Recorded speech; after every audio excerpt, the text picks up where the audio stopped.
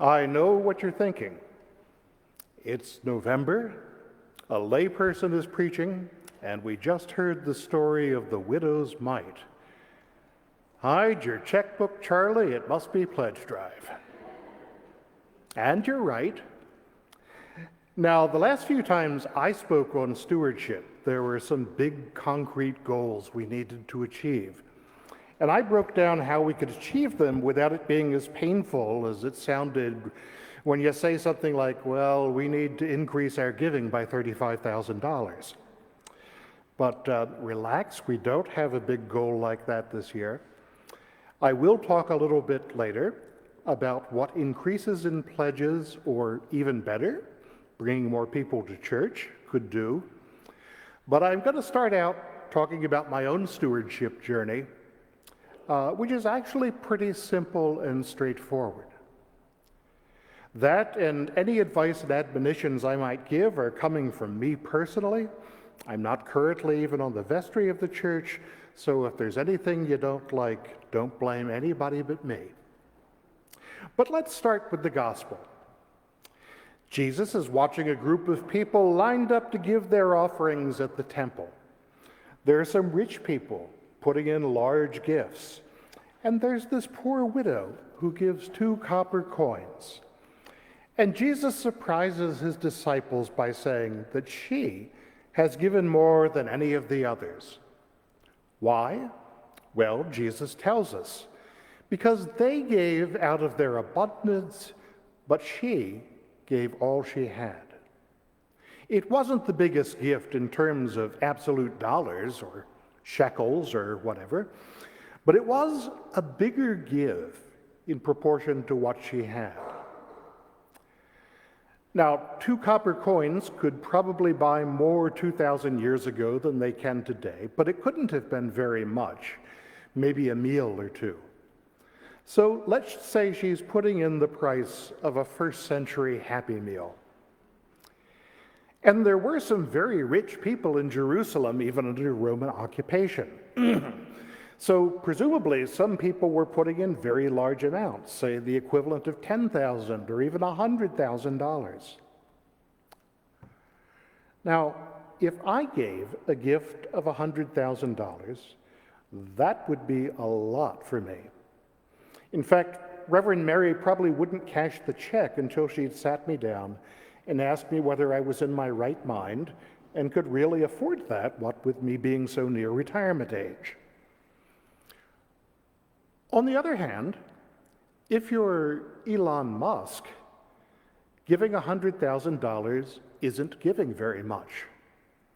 It's still a lot of money, but it isn't a big give for him. It's 1/10 of 1% of $1 billion, and he has lots of billions. His investment portfolio probably goes up and down more than that with each tick of the stock market. He can give what seems to you and me a very large amount of money and not even notice the difference. For the poor widow, however, those copper coins are all the money she has. Okay, maybe she also has a goat and some chickens to provide milk and eggs so she won't starve, and maybe she has a house of her own to live in, but she has nothing left to buy anything for her own needs. And in those days, there wasn't welfare or social security, and most widows didn't have their own source of income, unless maybe they sold some spare milk and eggs from the aforementioned goat and chickens, or did odd jobs of sewing or cleaning.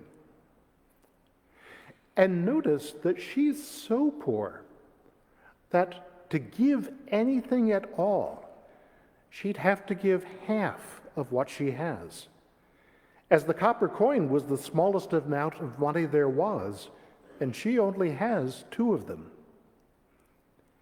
Even that would be a big sacrifice for her. But she doubles down on it. It's an interesting thing about giving, still true today, that people with little money tend to give a higher percentage of what they have to church and other charities than people with a lot of money. It was true here when we did an anonymous survey 20 years ago as part of our strategic planning. It was anonymous, but people's rough income and weekly contributions were reported on the same form. So we knew that there were, say, people with a $20,000 income putting in $10 in the plate every week, and that there were also people with a 6-digit income who were putting in the same amount. And I'd suggest, as I did then, that if you're in the latter category, you might want to rethink what you're giving. Now, that's not quite like comparing the poor widow and Elon Musk. Those are two extremes in the spectrum. But it does mean that often people with less money may be carrying more of the costs than seems fair.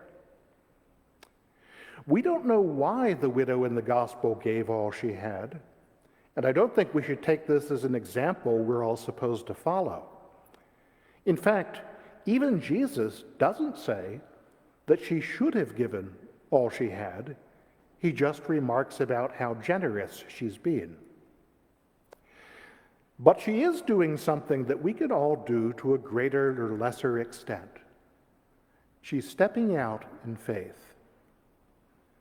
Clearly, she trusts that God is somehow going to take care of her needs, like that other widow in the Old Testament lesson with Elijah, who survived miraculously on 1 jar of wheat and 1 cruse of oil through 3 years of famine. In fact, the Jewish and Christian idea is that giving is always really giving back, recognizing that God has already been taking care of our needs and passing some of that on to help others. And I think this is a good way to think about stewardship. I start out by reflecting on what I've received and be thankful for that. Then decide to give back some specific portion of that for God's work. This is what's called tithing or proportional giving, and it's how giving is described almost exclusively in the Old Testament. And unless we're mega rich like Elon Musk, whatever we give is probably going to be money that we're not going to have to use for other things. So there's always a question of how much we're going to step out in faith. I'm pretty sure I'm never going to be mega rich, or even sort of rich. But I did live below the poverty line as a graduate student, and now I'm somewhere in between, comfortable on my salary, but probably not enough put away to retire yet, at least not at the same level. What I give now would have seemed like a very large sum to me 40 years ago. In fact, it's more than I made 40 years ago. At that time, I was in graduate school, living on a teaching stipend that started out as $6,800 in 1982. Now, coming out of college, that seemed like a lot of money to me at 21, and I never made more than $12,000 until I moved here for the job at Wesleyan. And even 40 years ago, and living in what was then a Rust Belt town in Indiana, $6,800 was below poverty line. My very modest $200 a month in rent was already a third of my income. Never mind giving at church, I had to step out in faith just to continue in graduate school on those wages. Getting a good job at a school like Wesleyan was no sure thing. Even then, there weren't enough academic jobs for all the people who got PhDs. Some of my grad school colleagues went to work at the mall. And most of those academic jobs that do exist are at colleges that don't pay all that well. But it was also in this period that I began to tithe. Before that, in high school and college, I didn't really have an income and maybe put $1 in the plate on Sundays.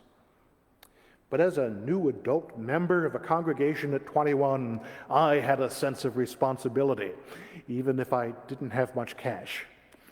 And somewhere during that time, the Bishop of Indiana gave our cathedral congregation a sermon saying that the tithe, in the sense of 10% of income, was the only biblical standard and was also the standard of the church.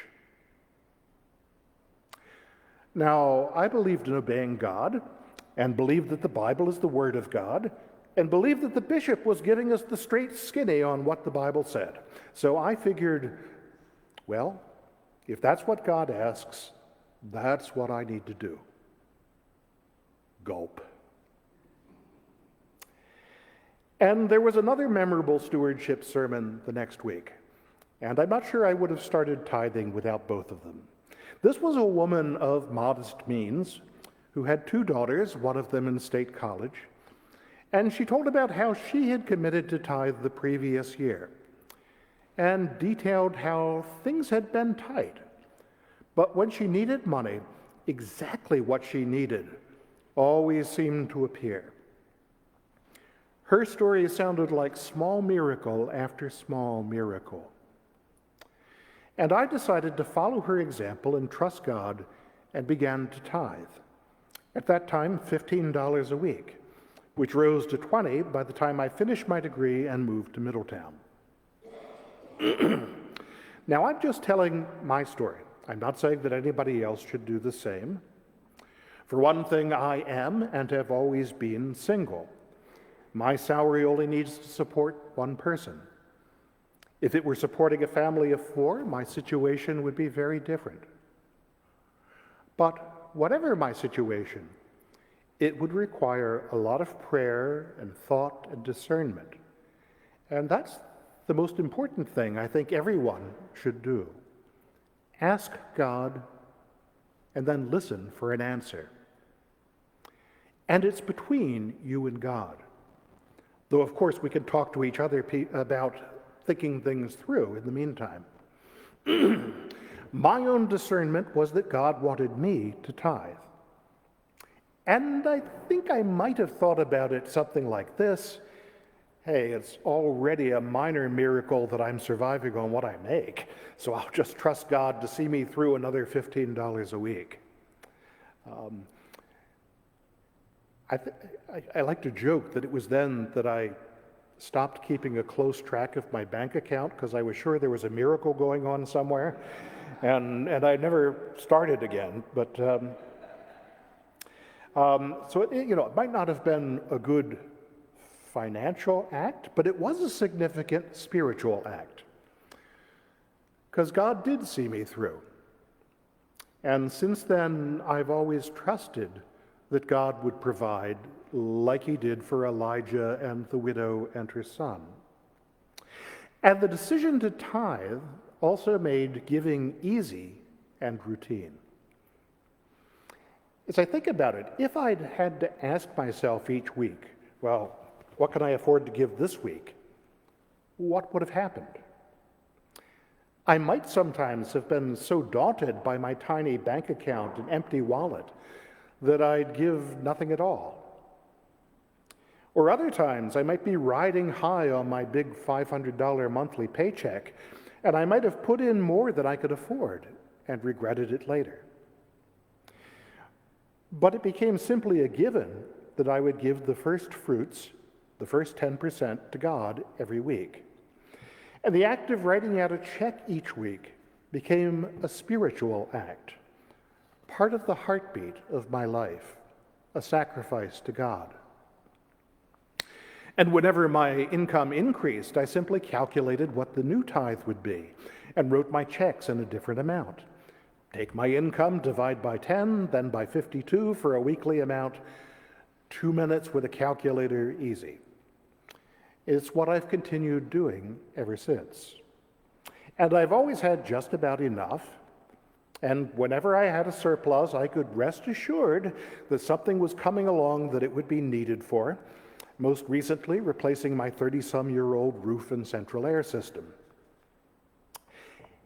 And if I look at the annual total of my giving, which is something I largely do at tax time when I claim my deduction for it, and you do get a third to a quarter of what you give back with the deduction. If I'm tempted to think about what I could have done with that money instead, multiplying it by 10 or looking at my salary line reminds me of how blessed I am to receive what I do, which, while quite decidedly middle class, is far more than I could have imagined 40 years ago. But that doesn't mean I'm over anxieties about money. I'm 63 and facing the question of whether I have enough money to retire on. Probably not yet, but luckily I have a job that I love.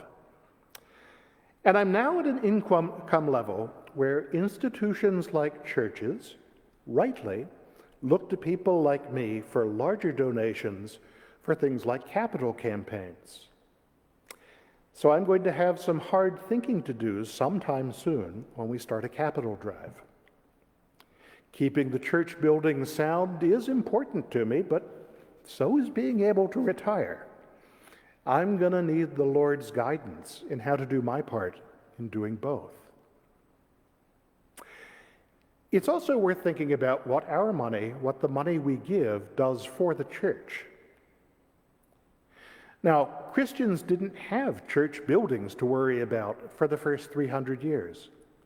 They met in people's houses, or sometimes in places like the Roman catacombs, because sometimes they had to worry about worse things than maintaining buildings, like whether they were going to get caught worshiping Jesus and fed to the lions. And money wasn't going to help much with those problems. But even in the Bible, we find early Christians giving, sometimes quite generously. In fact, one of the first things that impressed outsiders about the early Christians was how generous they were. You recall that the order of deacons was created to distribute food, money, and other necessary things to the poor, especially to widows and orphans. Now that means that other members of the church were contributing these things, and the deacons were then handing it out. If that widow in the gospel later became a member of the church, she not only gave, but received back. When there was a famine in Jerusalem, Christians in other parts of the Mediterranean sent money and food to support them. And in the 4th century, Christians started the first free public hospitals in the Western world. One important part of any modern church budget is still mission. Say, our support of the soup kitchen and food pantry, our winter warming program, and we've supported foreign missions as well. The church also supports its professional ministers. The apostles were full-time missionaries. They gave up their fishing and other jobs, and so other Christians paid for their needs. And in the 1st century Jerusalem church, they went all the way, with people pooling their resources collectively for the common good. Now, a large portion of what churches take in is still used to pay the clergy and staff who make the life of the church possible.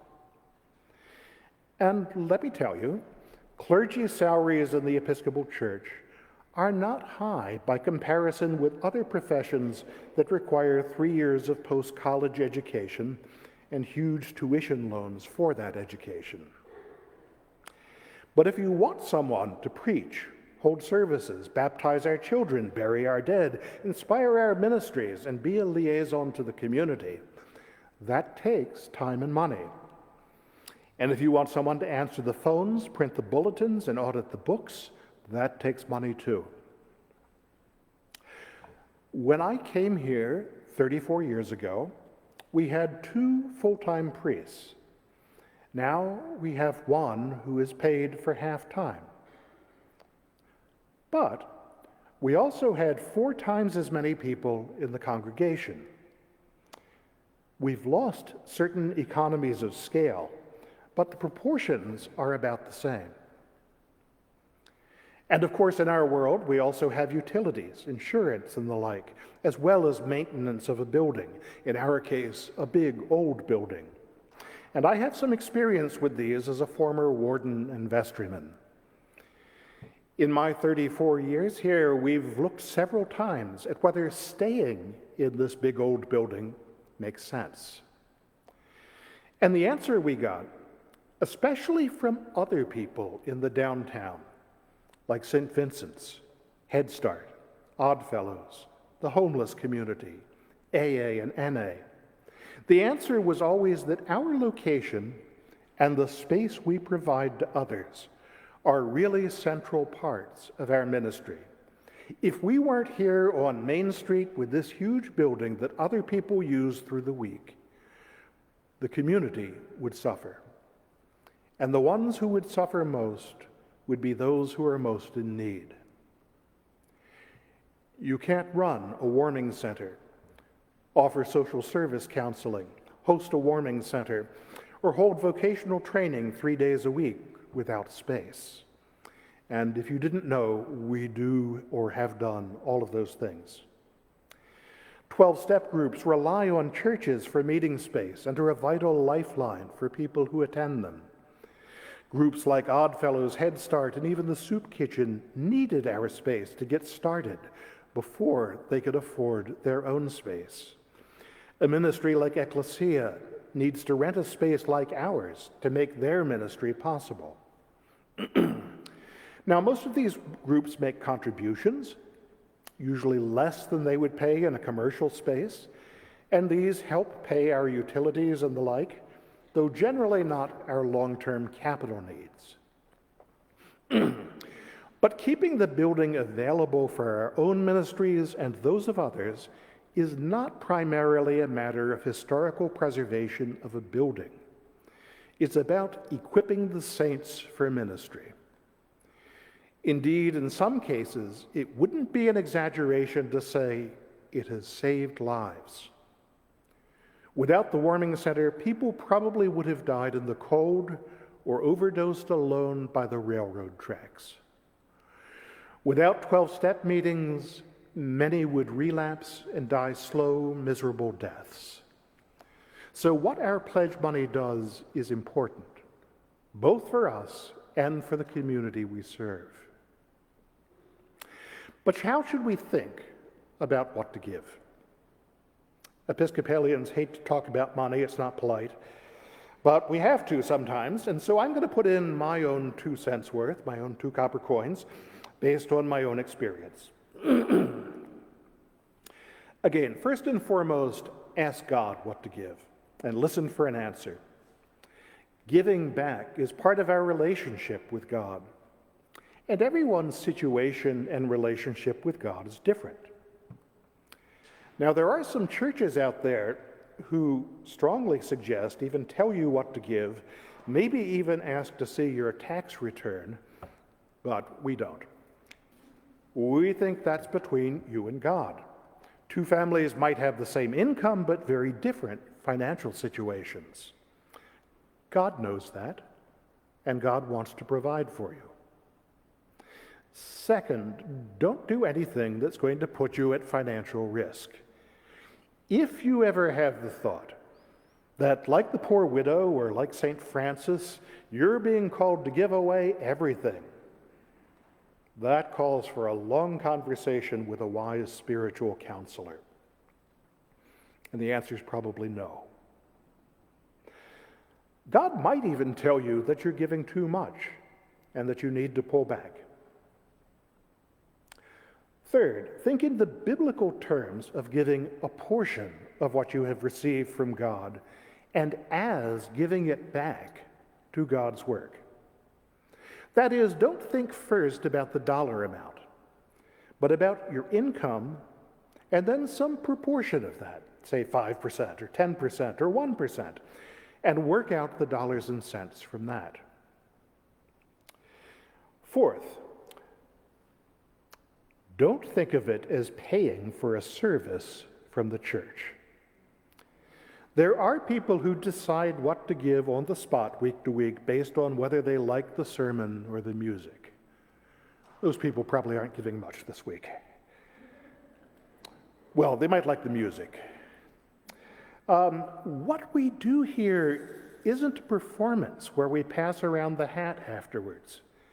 And it's certainly not an audition on Episcopalians Got Talent. We're supporting a ministry. In fact, we're supporting a whole bunch of ministries.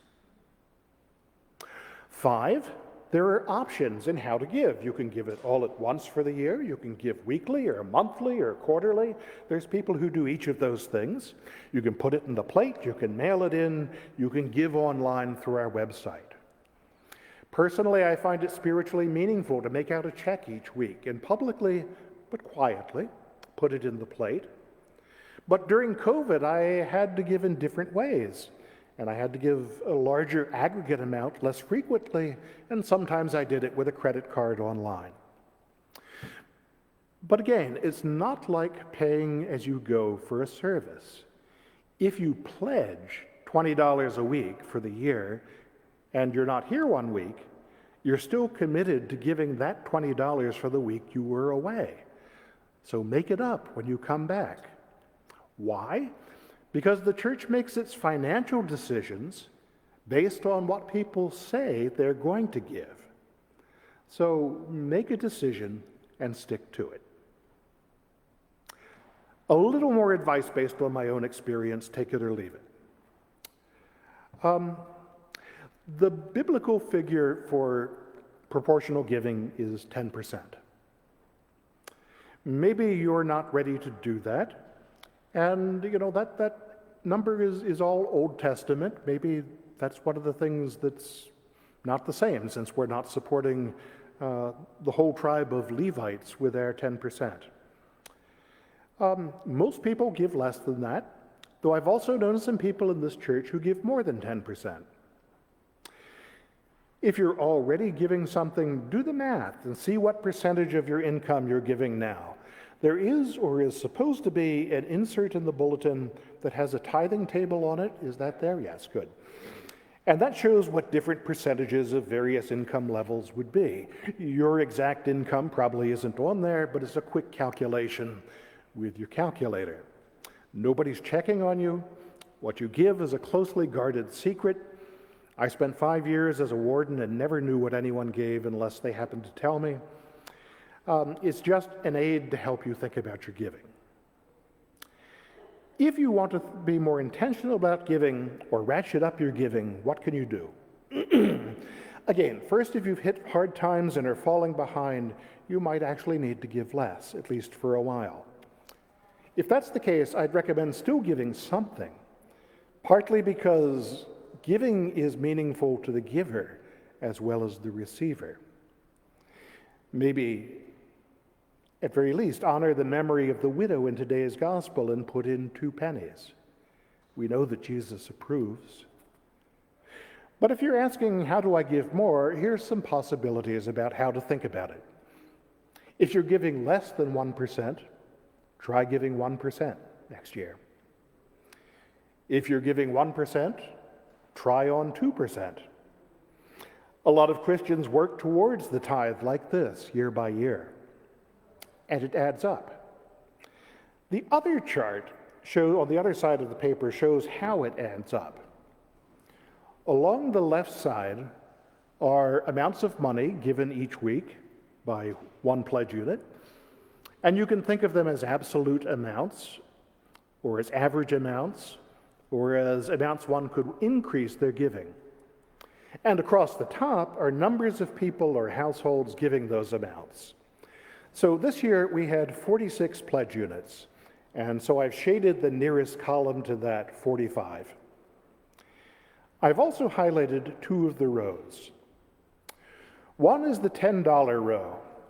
That's about the cost of getting a breakfast meal at McDonald's, as I do before church on Sunday. I brought my receipt to prove it. My number 5 breakfast was $9.76. It's also about the cost of a cocktail or a good IPA at a restaurant. The other is the $20 row, which is about what you pay now for a lunch at Five Guys or Subway. I know the cost of eating out has gone up a lot since COVID. But I think it's useful to have comparisons to other concrete things like this that we could use the same amount of money for. What the table shows us is things like this. If everyone who's now giving were to add the cost of a breakfast meal for 1 week each, that would raise over $20,000. If they added the cost of a lunch out, that would be almost $47,000. That's something like what it would cost to add an additional half-time staff person. I mean, think about how that adds up. A lunch out per week for each of 46 units, cost of a half-time staff person.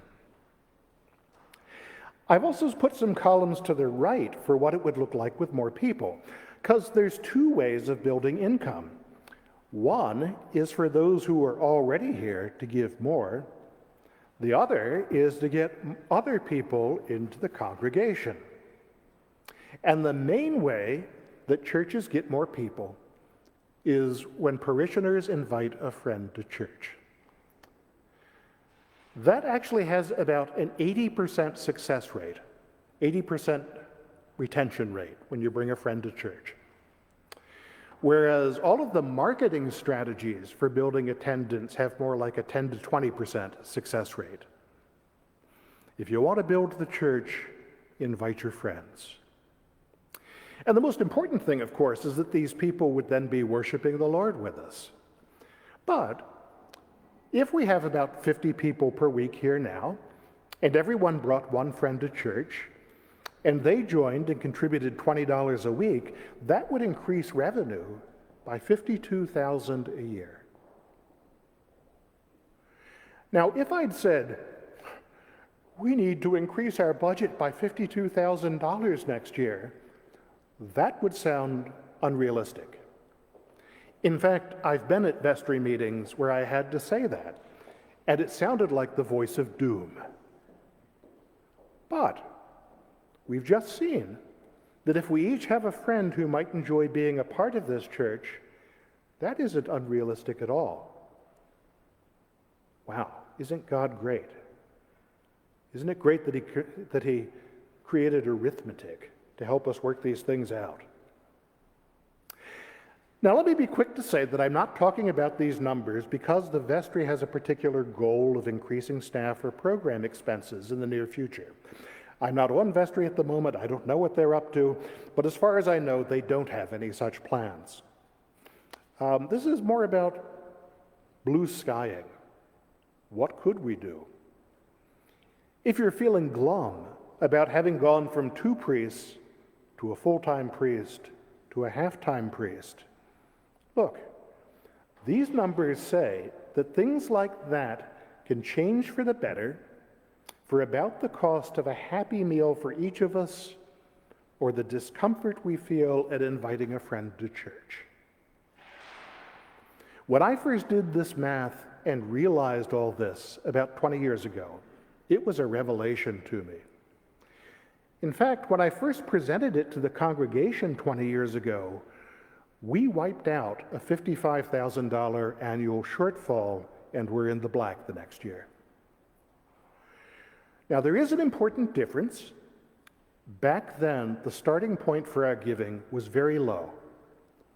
And today it's much better, which is to say higher, even in inflation-adjusted terms.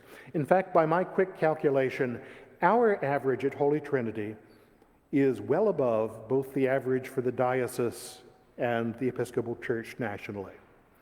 So our average giving is actually pretty strong. Give ourselves a hand for that. On the other hand, we had twice as many people in the pews on Sunday mornings 20 years ago. But what this second chart tells us, among other things, is that even at our current size, dollar numbers that seem big and scary are actually quite attainable and could open up exciting new possibilities. In fact, if you start by thinking about the cost of a weekly Happy Meal and add it up, and then think what we could do with it, it's pretty darned exciting.